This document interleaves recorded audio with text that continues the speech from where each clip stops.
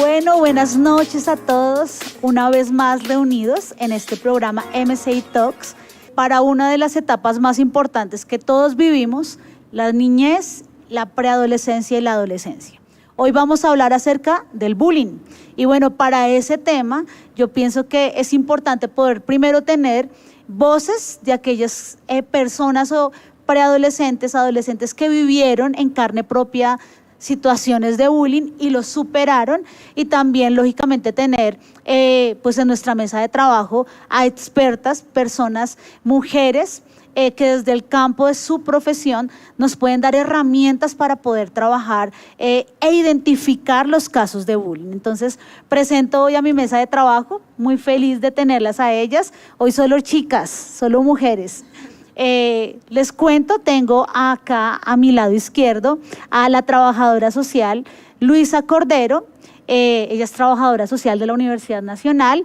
También tengo a mi lado derecho a la doctora Luisa Fernanda Montealegre, ella es psicóloga de la Universidad del Bosque. Y bueno, puedo decir que acá tengo a dos ya no son pequeñas, de mis pequeñas, no porque las vi crecer, pero ya son unas señoritas y pues quiero que ellas se presenten. Entonces, ¿qué tal si empezamos por acá? Manu.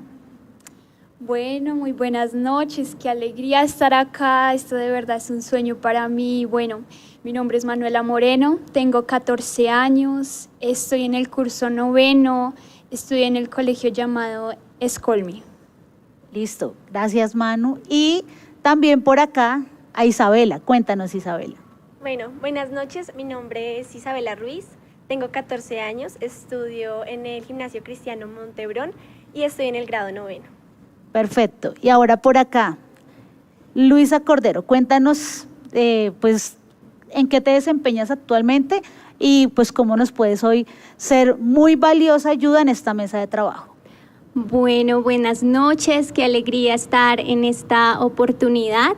Bueno, como decía Yuri, mi nombre es Luisa, trabajadora social. En este momento pues trabajo con la línea 141 de bienestar familiar.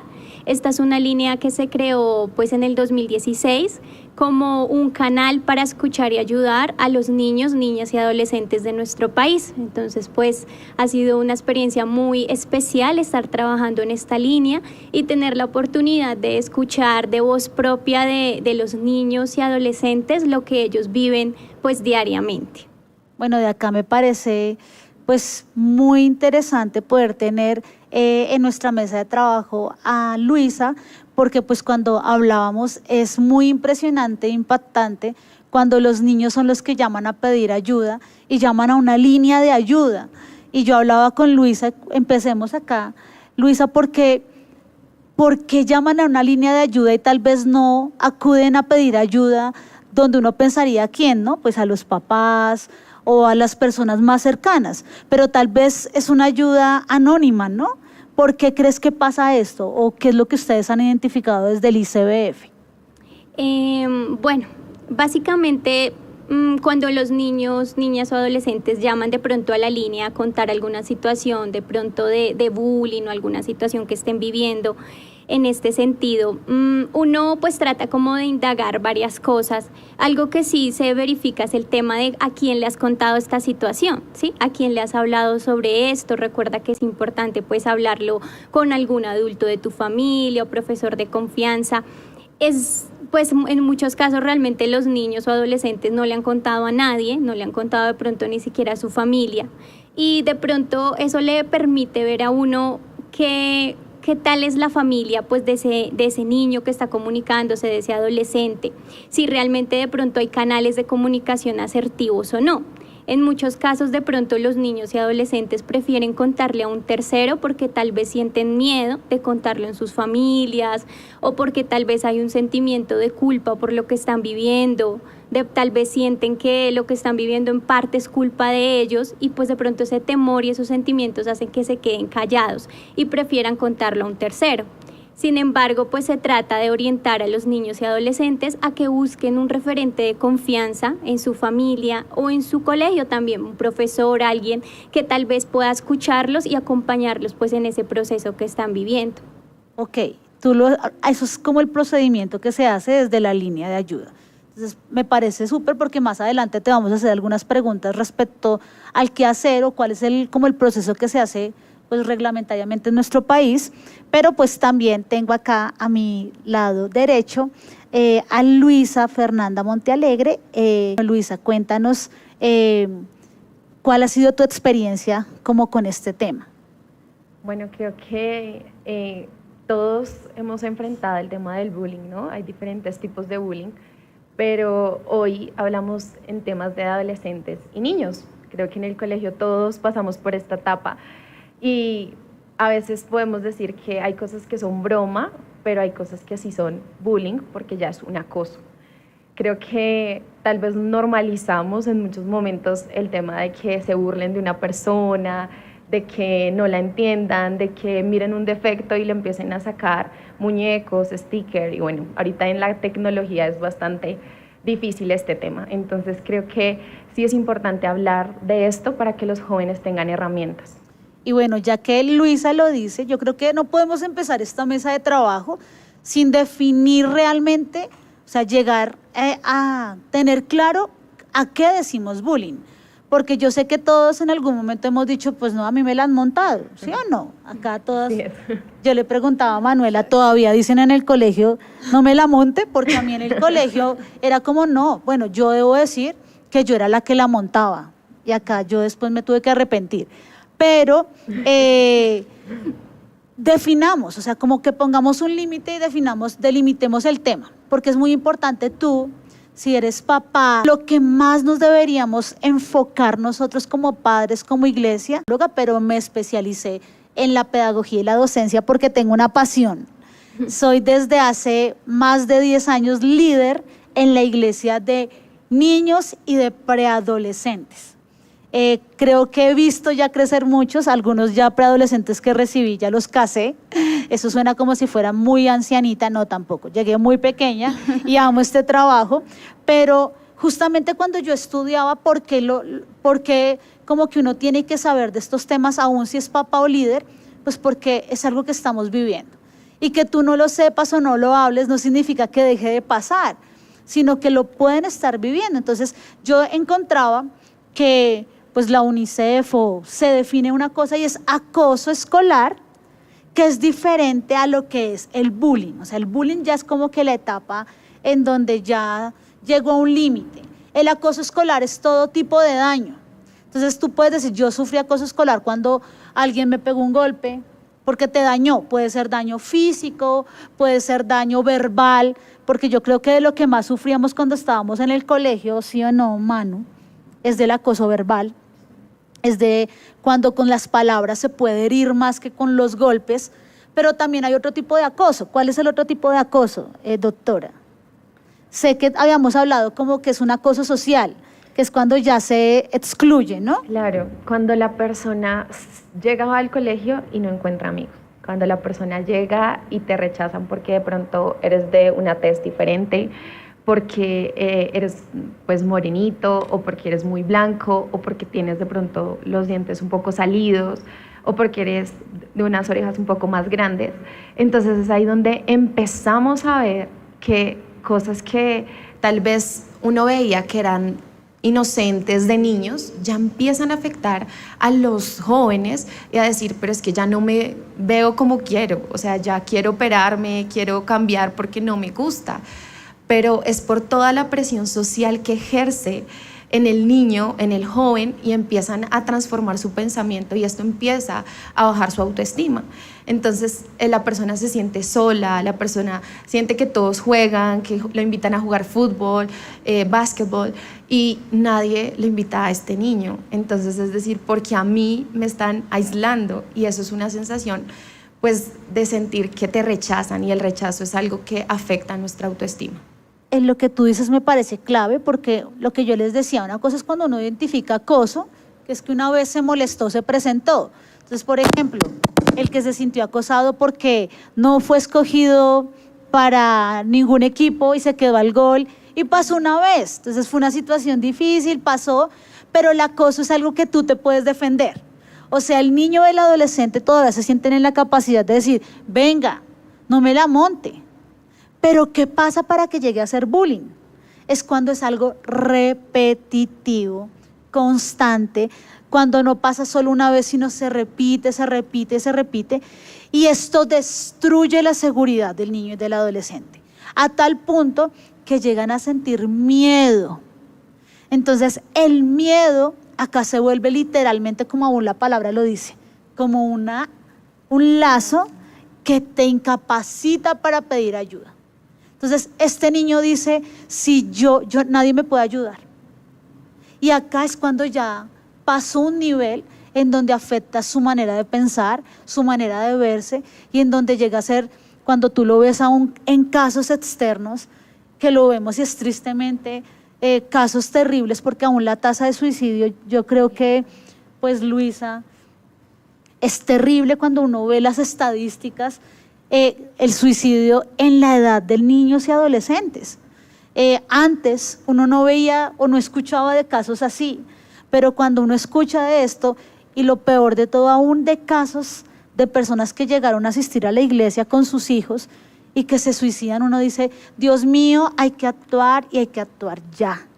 Entonces, por eso es muy importante que tú logres identificar cuándo es que ya me la dejaron de montar o es molestando, a cuándo es bullying, cuándo ya es bullying. Hablábamos con Luisa, la palabra bullying, ¿de dónde viene, Luisa? Bueno, bullying viene de un vocablo inglés, bully, que significa matoneo, y pues básicamente, o matón, básicamente hace referencia a todas las acciones que tienen que ver con el hecho de que el niño, niña o adolescente se sienta perseguido, y hay un factor importante ahí, y es que es reiterativo.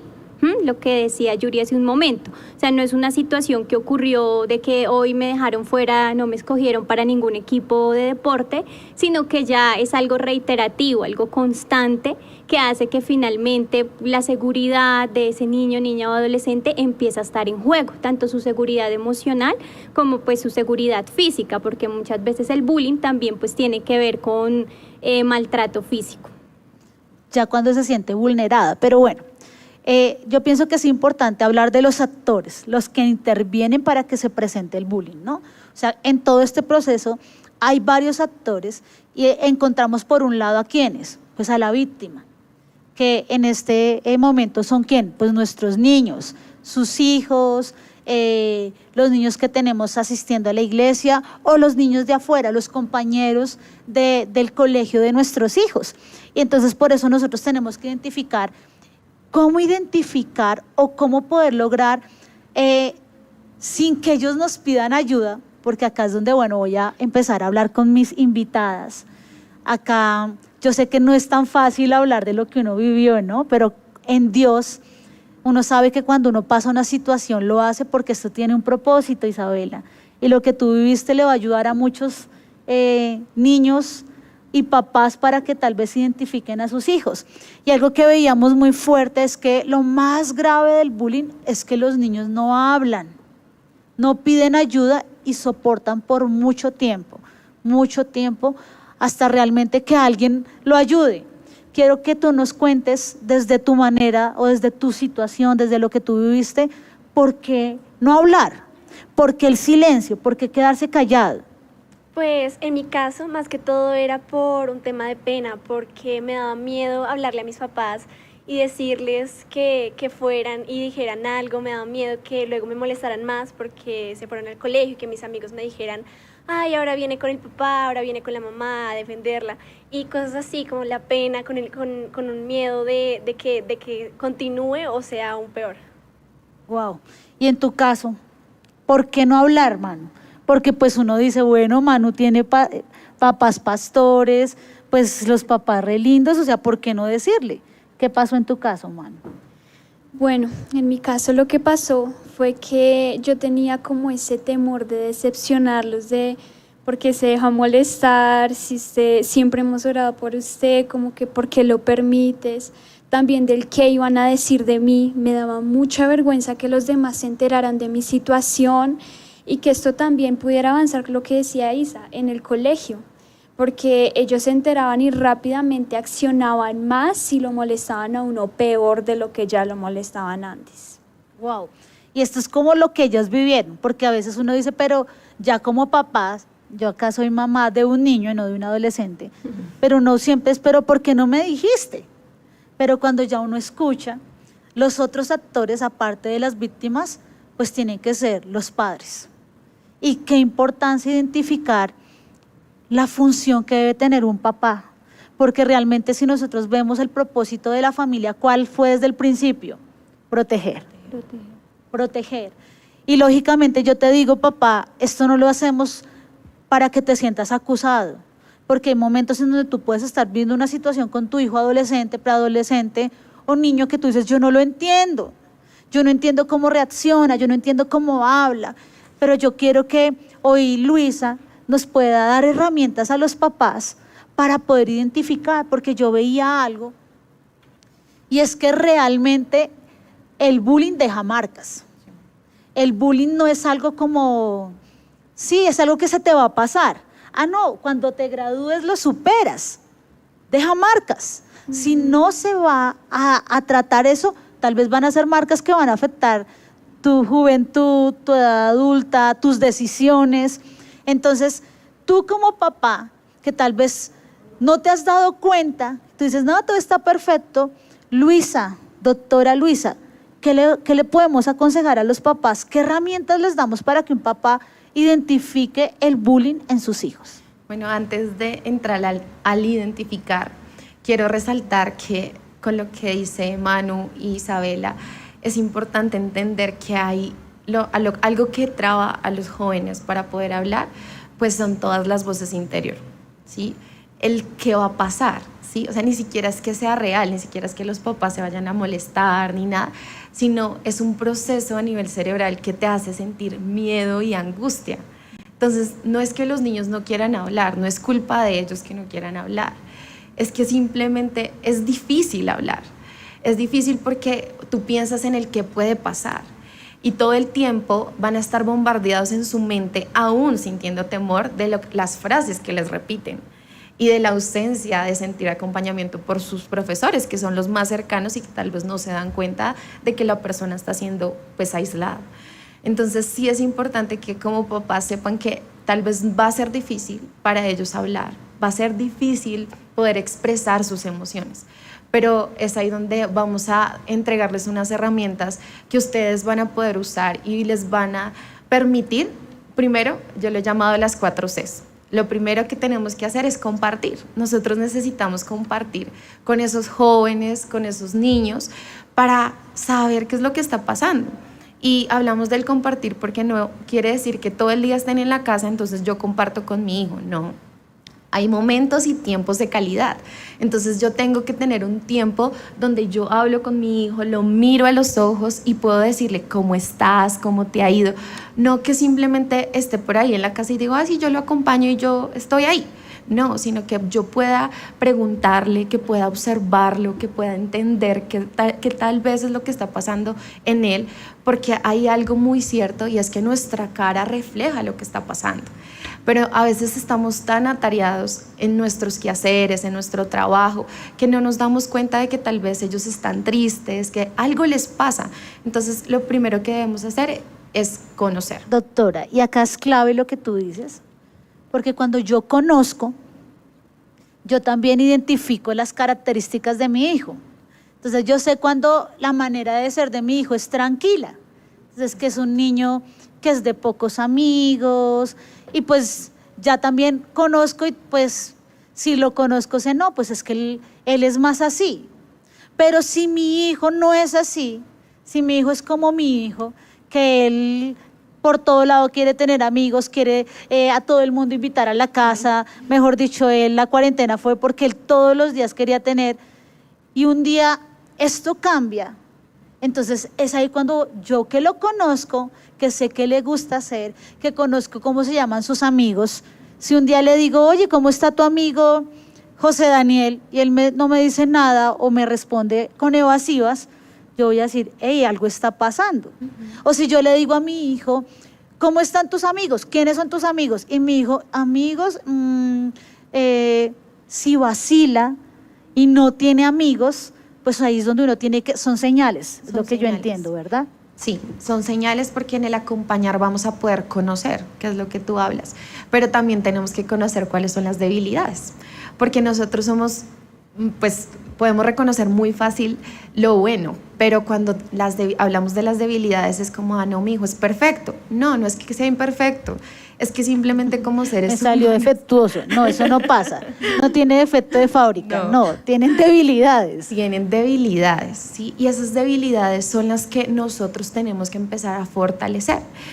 Es importante entender que todos los adolescentes y la preadolescencia es una etapa difícil donde para el joven poder explorar su cuerpo, su nuevo cuerpo, es difícil, y si tal vez está enfrentando una sociedad que no le ayuda, pues va a ser un choque emocional bastante fuerte. Entonces yo necesito conocer mi hijo en qué es débil, ¿sí? ¿Qué debilidad tiene? De pronto, lo que decía Yurita, el poder decir, no, él tal vez no se relaciona fácil. Entonces yo como papá, ¿qué estrategias voy a generar para que él pueda generar ese comunicarse con las demás personas, aún en sus notas, ¿sí? Es que no, él no sabe exponer, no es que no sepa, es que de pronto tiene un miedo que no le permite exponer de la mejor manera. Doctora, y dentro de lo que tú dices, ¿qué tal si les preguntamos a ellas, que son las que lo vivieron, ¿no? Exactamente. Entonces, ¿realmente hay un cambio, niñas?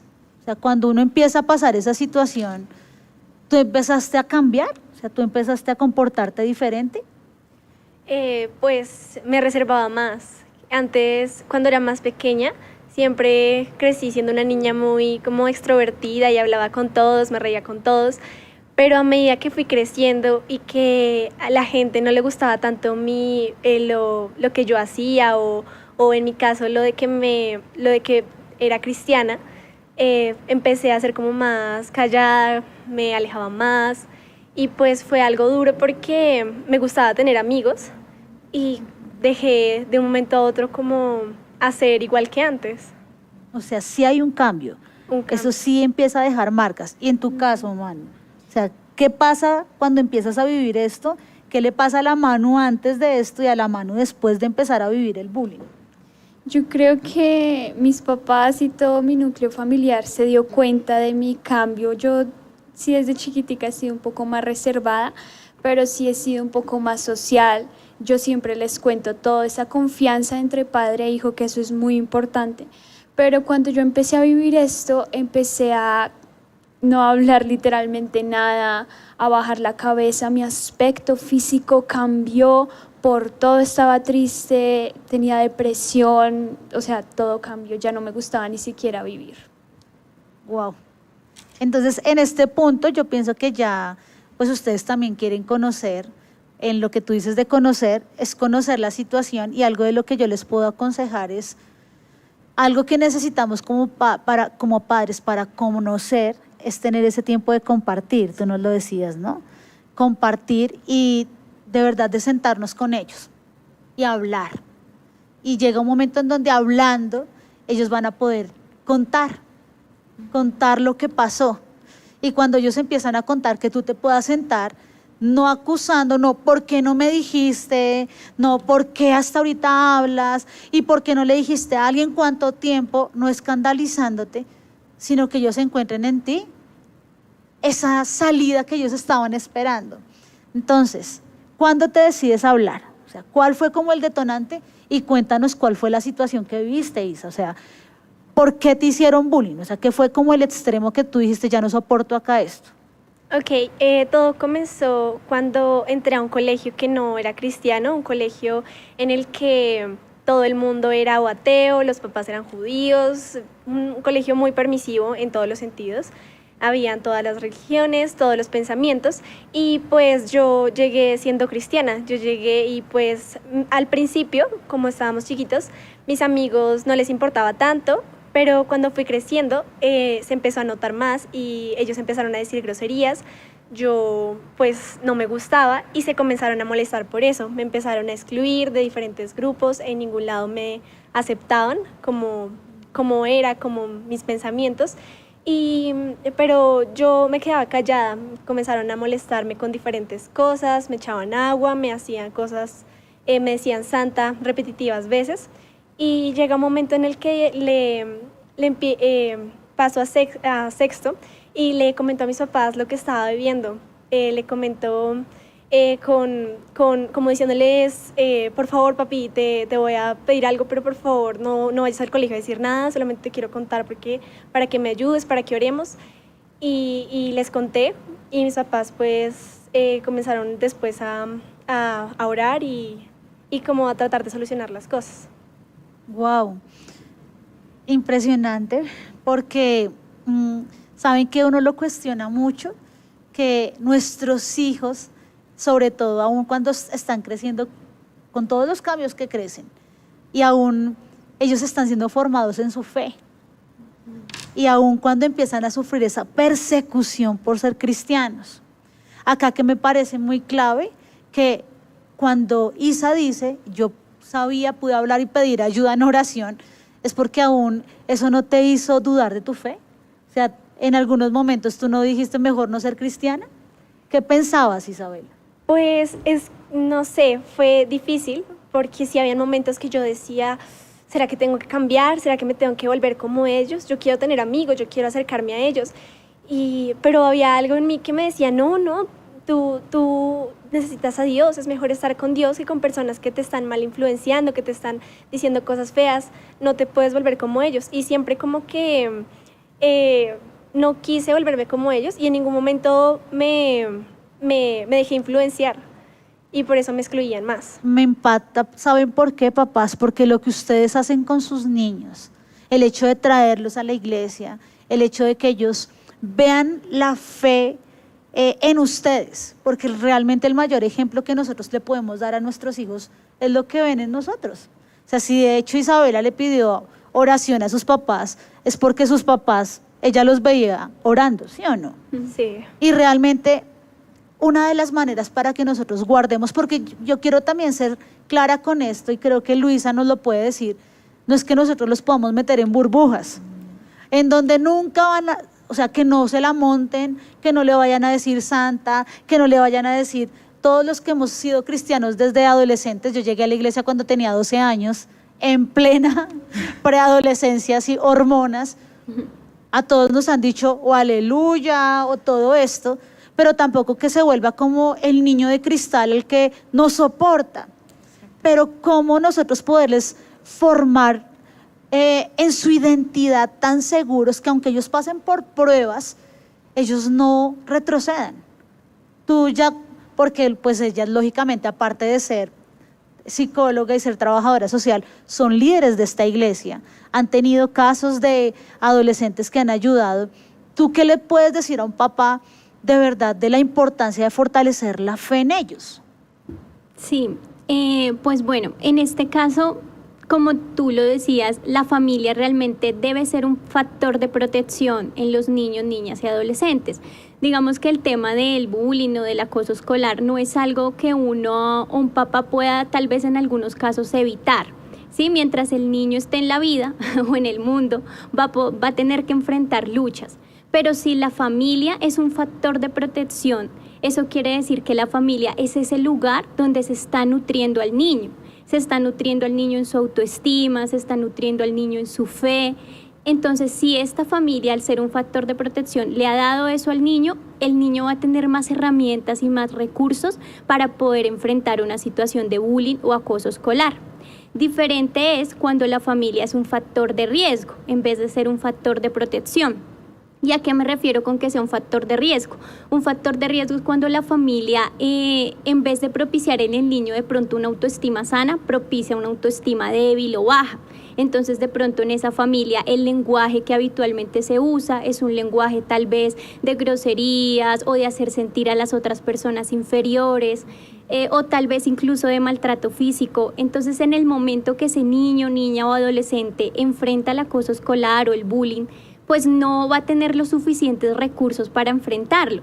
De hecho, puede ser que lo normalice, que no lo vea como algo malo, porque en su familia el lenguaje es el mismo. Entonces, el tema de la familia, digamos que en estos casos es clave, y realmente la familia tiene que ser un factor de protección para los niños y adolescentes. También en ese sentido pienso el tema, como lo decía Yuri, de la iglesia.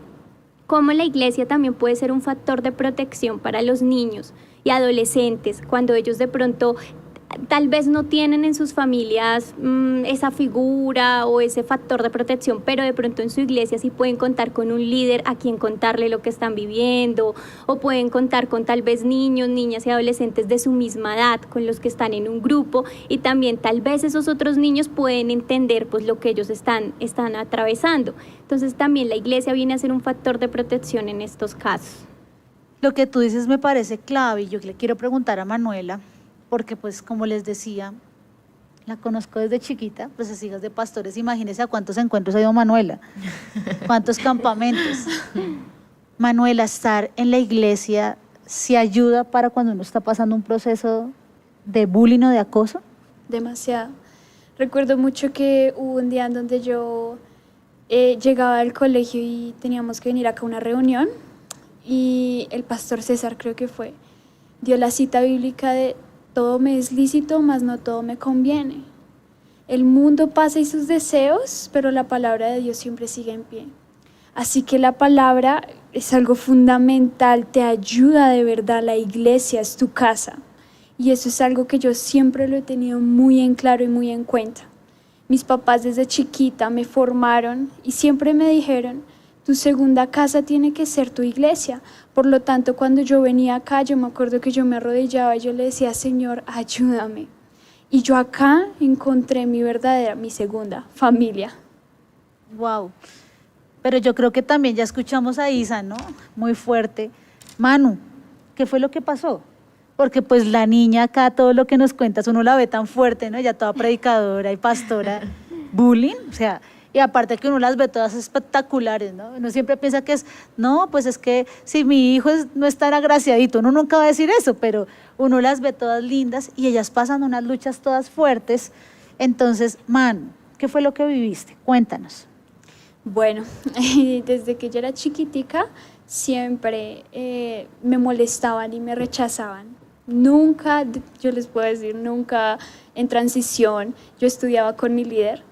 Y yo la veía a ella y me provocaba de verdad sentarme a llorar. En los descansos yo me encerraba en los baños a llorar. Era tanto que yo salía con los ojos rojos. Nadie quería ser mi amigo. Siempre se burlaban de mi aspecto físico, de mi cuerpo, de mis ojos. Siempre me decían la inútil, la que no es inteligente, la que no puede hacer nada. Y luego fue cuando pasé a otro colegio en donde pensé que las cosas se arreglarían, pero no. Fue como antes peor, en donde fueron casi 4 años de una etapa de mucha formación en mi vida, una prueba en donde no fue fácil, pero gracias a Dios con la palabra la pude superar, pero también por causa a que yo no tenía amigos en el salón, me hice amiga de una sola compañera y eso creó una dependencia de mí hacia ella. Ella era la que me protegía, la que me ayudaba, o sea, éramos como chicles pegados, yo les puedo decir. Y ella un día en donde se fue al colegio, y eso para mí fue el derrumbe, el acabose de mi vida. Ya sentí que no tenía futuro, propósito, me sentí desprotegida, me sentí sola. Dije, bueno, ¿y acá qué más? Pero fue cuando Dios me volvió a llamar. Y ahí pude encontrar mi verdadero refugio en Dios y en sus promesas, que fue lo que más me ayudó. Bueno, pero tú hablas de esto. ¿Qué haces para que esta situación salga a la luz? O sea, ¿cómo pides ayuda? Porque uno la ve muy fortalecida, pero hay cosas que también sí, yo siento que si algún niño, adolescente puede estar escuchando esto y tal vez esta noche tú dices, no, pues yo no le cuento a mis papás, porque pues para qué molestarlos o colocarles una carga, pero yo te digo, es tiempo de hablar. O sea, aún si estás en la iglesia, no, yo puedo solo o puedo orando o esto se me va a pasar, tal vez no, y tal vez lo que Dios necesita es que tú pidas ayuda, porque es que no, eso no es debilidad.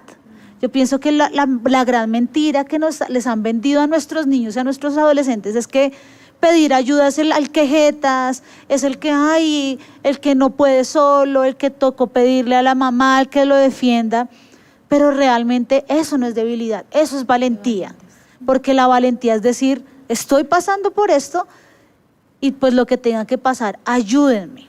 ¿Cómo pides ayuda? Bueno, pues Fue un día que yo llegaba del colegio a mi casa y recuerdo que ese día me habían hecho una broma re pesada, me avergonzaron enfrente de todo el colegio y también los profesores se unieron ahí, me hicieron quedar re mal. Cuando llegué a mi casa sentí que ya no podía callar más, sentí una presión en mi garganta y fue cuando yo llamé a mi mamá y le dije, mira, yo pues le comenté, le dije, pero por favor no te vayas a colocar brava porque era ese miedo de qué iba a decir mi mamá. Pero fue por causa de ya una presión, algo ya fuerte que me hizo hablar y pues también Dios que me dijo ya, es hora de hablar. Me ayudó mucho. Ok, y yo pienso que todo comienza con poder hablar, ¿no?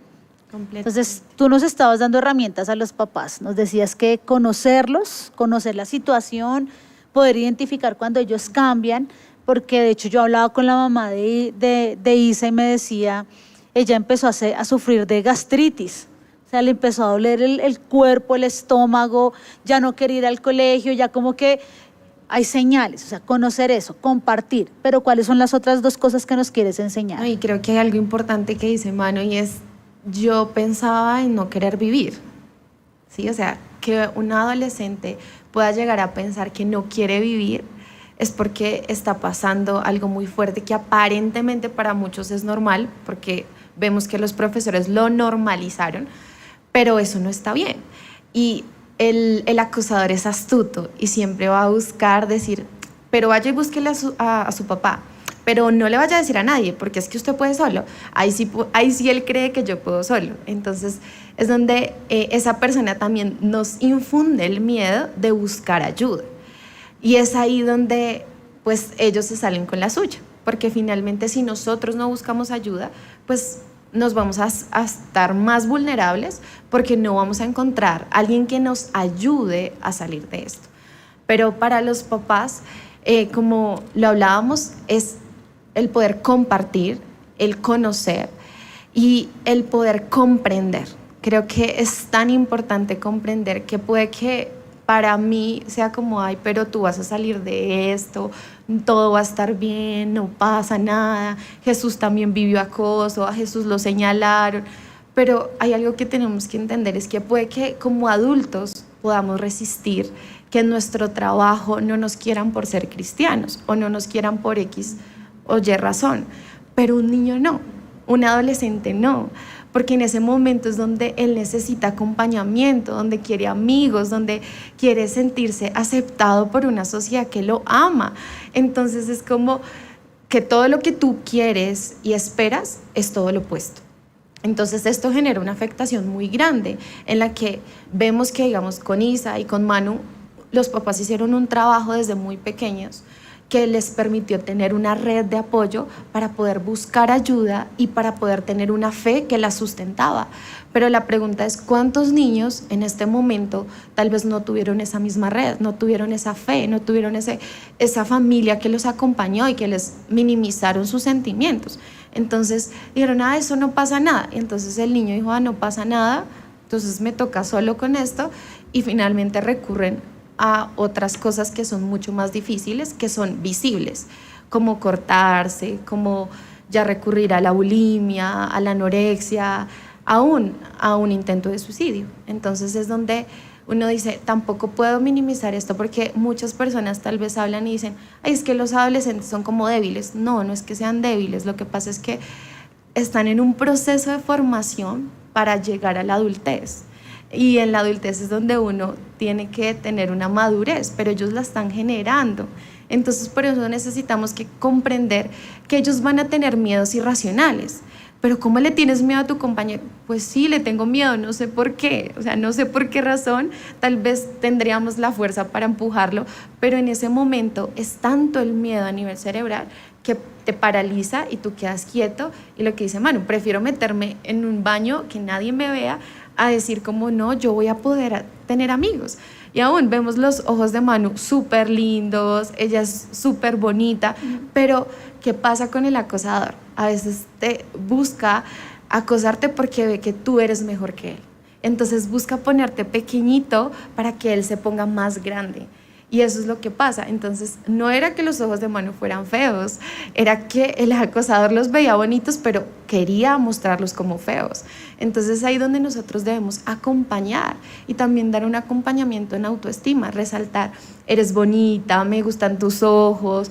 Como papás, tener la oportunidad de resaltar lo bueno. Y sabes que es clave en esto que tú dices, que el acompañamiento también, como papás, nosotros debemos entender que debe ser un trabajo en conjunto con la iglesia. Así O es. sea, tenemos una iglesia espectacular, papás, niños, adolescentes, que se nos ha dado un lugar especialmente creado para ellos.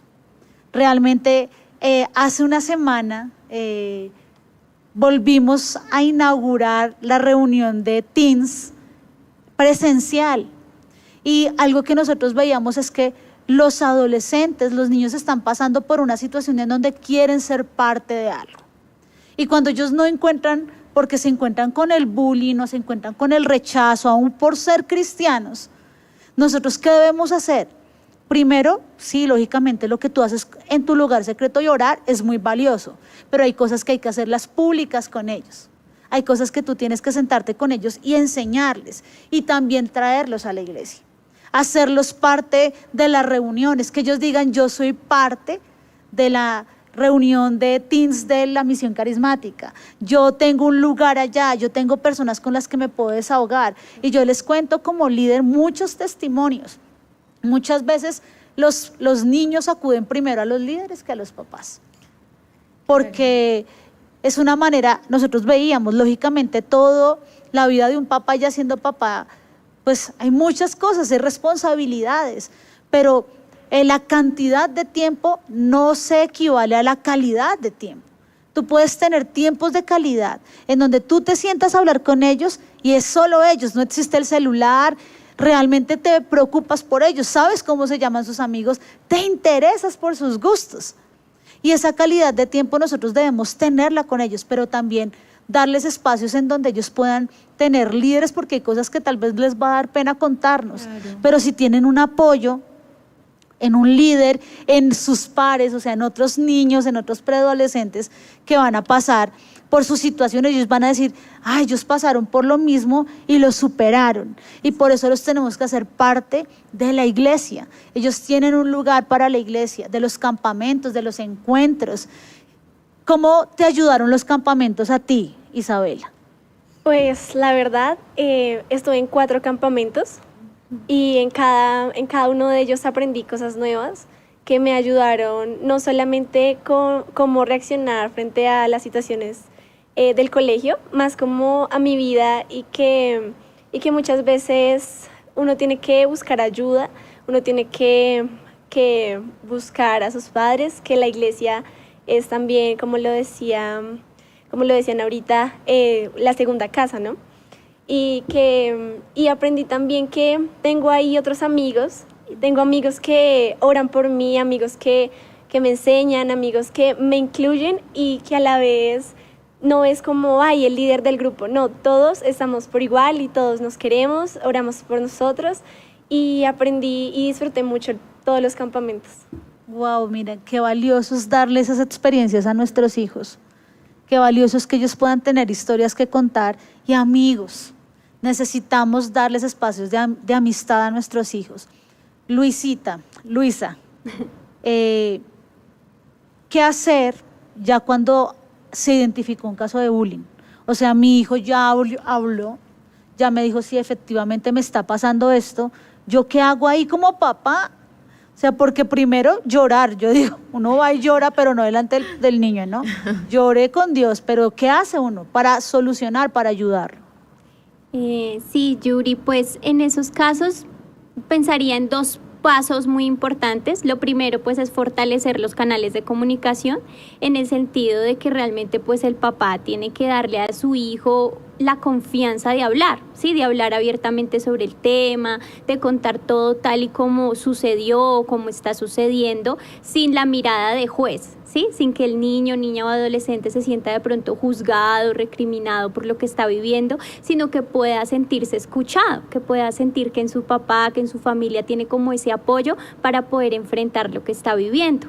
Y lo segundo es articular con otras entidades, con otros grupos que pueden ayudarle a la familia en ese momento.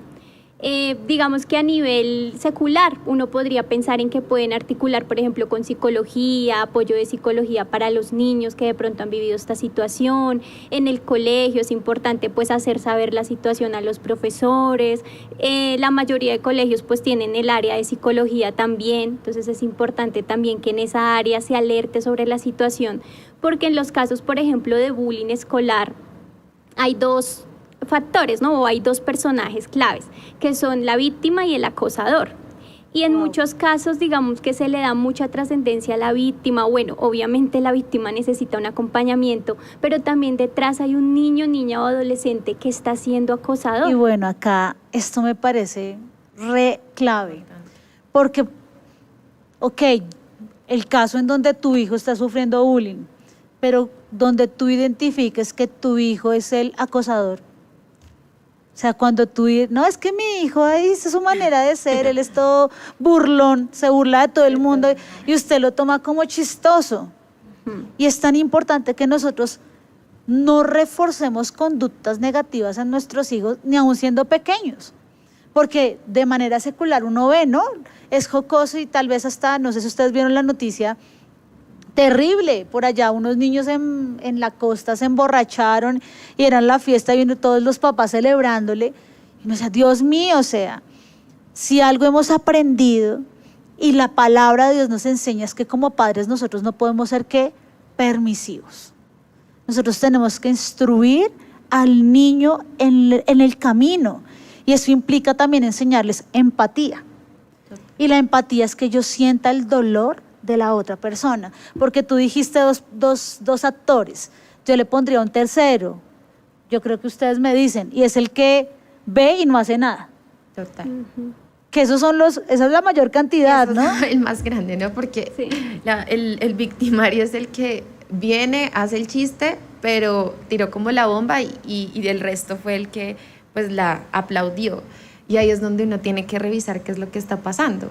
Y aún, yo sé que como papás tenemos mucho amor y uno dice, ay, pero es normal. Entonces te llaman al colegio y te dicen, mira, es que el niño está haciendo esto. Y uno, ay, pero sí son exagerados. No es que sean exagerados. Es que lo que pasa es que si él no se pone en el lugar del otro, es porque finalmente algo está pasando en él y algo toca ver. O está pasando al interior de la casa. Puede que el niño esté viendo que o el adolescente pueda estar viendo que su papá le pega a la mamá o la mamá le pega al papá, o de pronto aún él está sufriendo abuso de alguien que no sabemos y por eso su manera de desahogarse es buscando acosar a otro. Entonces sí es importante ver los dos actores. Y también acá es clave que algo que está pasando y es un fenómeno, lógicamente ahorita con la pandemia, pues se evidenció que nosotros dejábamos muy solos a nuestros hijos. Porque cuando ya volvimos a casa nos dimos cuenta, uy, ¿qué hacía todo el día mi hijo? ¿O qué hacía después? Y resulta que tenemos un portal terrible de malas influencias, que es la televisión y las redes sociales. Y yo te puedo decir, de verdad que a veces suena fatalista, pero una de las cosas por donde más están sufriendo bullying es el ciberacoso. ¿No? Son estos aparatos. Es cuando tú no te das cuenta y no preguntas quiénes son los amigos. Entonces, por ejemplo, realmente, papás, tú debes evaluar si tu hijo tiene celular, tiene acceso a la televisión solo, es tiempo de restringir cosas por lo que tú dijiste. Todo les es lícito, pero no todo les conviene. Y si ellos tienen exhibido todo el tiempo el menú de comida chatarra y comida saludable, ¿qué van a comer? Si los ponen a escoger. Ellos no, ay, venga, me como este platado de espinaca. No, mi hijo va a decir, no, me dice, hamburguesita, mamá. Y es cuando tú tienes que poner límites y también estar ahí pendiente de eso, pero algo de lo que nos queda tan claro, y es una alarma y es una alerta, es papás, líderes de la iglesia, no pasemos por alto los signos, tanto del victimario como del acosador. No pasemos por alto o no normalicemos, porque a veces alguien que voltea a mirar es el que va a hacer la diferencia. La Biblia lo dice, muchos pasaron por encima del cojo, pero dice que Pedro, fijando sus ojos en el cojo, le dijo, ven, yo no tengo oro ni plata, pero de lo que tengo te doy. Y tal vez no se te está pidiendo oro o plata, pero sí te estamos pidiendo tu compañía, que tú vayas y le digas, ¿por qué estás mirando así, Manuela? ¿Estás bien? Un abrazo. Hay abrazos salvadores de vida. Miren, cuando uno escucha muchos testimonios, dicen, ese día pude tener la valentía de hablar. Ese día me di cuenta que estaba haciendo algo incorrecto. Enseñémosles a nuestros hijos la empatía, el dolor del otro. Que si yo estoy viendo que le están haciendo bullying, no es yo todo, no participemos de eso, sino que yo les pueda enseñar, no, tú tienes que ser diferente. Y yo veía un ejemplo y le enseñaba a Alan también con ese ejemplo. Y es que le enseñaban, el bullying es como esto, ¿no? La persona está así, todos nacemos así, todos lindos. Pero cuando te empiezan a dañar ese acoso, te dijeron una mala palabra delante de todos, como que tú reaccionas. Se volvió a repetir, te aislaron, te dejaron solo y llega el papá, no, pues pídele perdón. Listo, pidámosle perdón a la hoja. Entonces, ay, hoja, pídele perdón a la hoja. Me perdonas por lo que te dije. ¿La hoja volvió a ser igual? ¿Cómo está la hoja? Ya tiene marcas. Por eso, si en algo tenemos que enfocarnos, es en la prevención. Es en que tú tengas tiempos con tus hijos para orar por ellos, pero también para enseñarles, puedes hablar. Hay cosas que no son normales. Y bueno, yo creo que ya se nos está empezando a acabar el tiempo, no quisiera hablar tantas cosas, hay tantos testimonios, pero yo quiero que ustedes le hablen a las Isabelas que estaban viviendo en silencio, a los tal vez niños, porque muchos hombres pasan esto y ellos son a veces los que menos hablan, ¿no? Porque son los que menos débiles se quieren sentir. Háblales a ellos, a los adolescentes, preadolescentes como tú que vivieron eso y que necesitan que alguien les diga, tienes que salir de ahí, corre. ¿Qué les puedes decir, Isabela? Les puedo decir que en todo lado las personas, va a haber una persona, 2 personas que te van a tratar mal, que en todo lado va a haber alguien que no te quiere. Y hay un punto en el que puede ser normal, como decían, y otro punto en el que ya es como uno se empieza a marcar, uno empieza a sentirse identificado con lo que a uno le dicen. Y uno no puede quedarse callado porque va a seguirse lastimando, lo van a seguir tratando mal. En cambio, si uno habla, si uno busca ayuda, si uno ora, si uno le dice a Dios, Dios, ayúdame, te pido por favor que me ayudes con esto, con lo que tú estés sintiendo. Tienes que buscar ayuda de algún modo, porque a todos les pasa, todos en algún momento sufren bullying y no podemos decir, ay no, pero yo tengo que ser fuerte, yo puedo ser fuerte, yo puedo salir de esto rápido. Pero no, uno tiene que buscar ayuda, uno tiene que uno necesita a los demás, a decirle a tus papás, a tu líder, a alguien en el que puedas confiar. Y creo que es muy importante el hecho de hablar y también proponer ideas, como yo hice en algún momento, y es decirle a mis papás que me quería ir de ese colegio, que ya no podía más, que necesitaba buscar otro sitio. También buscar soluciones y hablar con tus papás, ver las opciones que hay y sí. Wow, Súper. Hay algo súper importante que toca Isa y es las opciones que hay. Porque cuando el adolescente, el joven, el niño, la niña habla, toca ver qué es lo que está pasando. O sea, si digamos le están haciendo bullying porque de pronto tiene algo que se puede corregir, algo en lo que vemos demasiado es el tema de la gordura. Y a las personas les parece muy chistoso burlarse de alguien gordito y no sabemos si de pronto esa persona toda su vida ha luchado con esto y empieza a sentirse mal.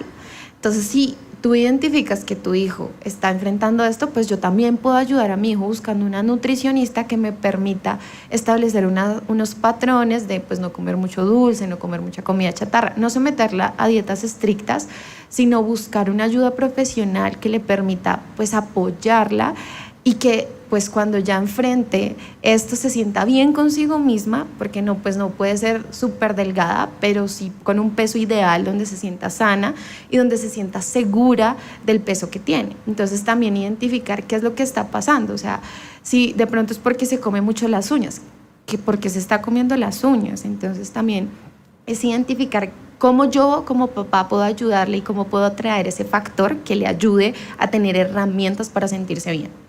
Esas opciones. Y dentro de esas opciones, Manu, ya para que te puedas despedir, dale a los papás un consejo de cómo ayudar a sus hijos. Pues yo pienso que cada situación que vive el joven es diferente.